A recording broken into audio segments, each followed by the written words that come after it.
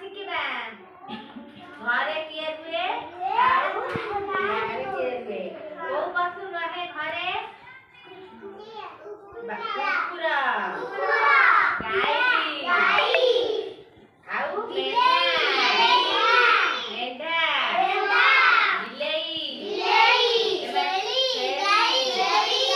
ଏମାନେ କଣ ଘରେ ରୁହନ୍ତି।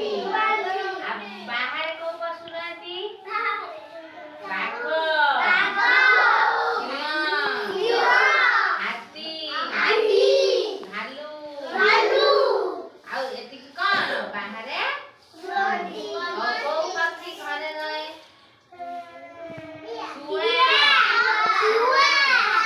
ଶାରୀ, ପାରା ଆଉ କୁକୁଡ଼ା, ଏମାନେ କଣ ଘରେ ରୁହନ୍ତି। ଆଉ ବାହାରେ କୋଉ ପକ୍ଷୀ ରହନ୍ତି?